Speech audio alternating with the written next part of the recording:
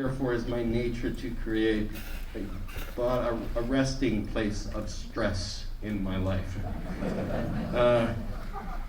And so in movie making or in working on films,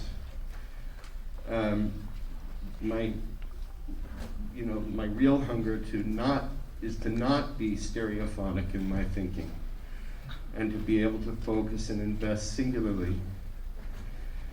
But in this case, there were a lot of practical reasons why it ended up happening. It was not my initial intention.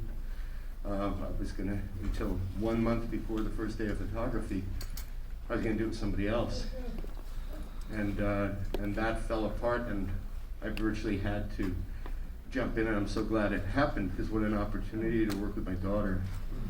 And the other thing that I did find that I hadn't considered before was that, any two actors that you're working with, you're negotiating a lot of emotional politics and ego politics. And in this situation, because I've always been a kind of bottom line person, in other words, set the foundation, that's what I have to achieve on that day, and anything else is gravy.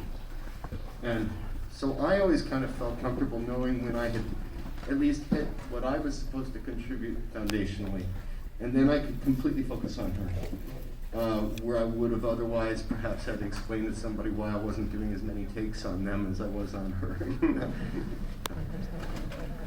Well, and your daughter's fantastic in the movie, and yeah, I'm curious, going into it, what kinds of conversations the two of you had about kind of what you expected of each other, and what did you foresaw maybe the hazards being?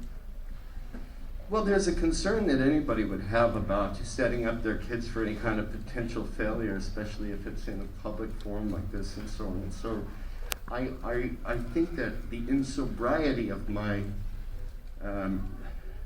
intuitive confidence about her talent is as much as anything what led me to make the decision, my part in the decision.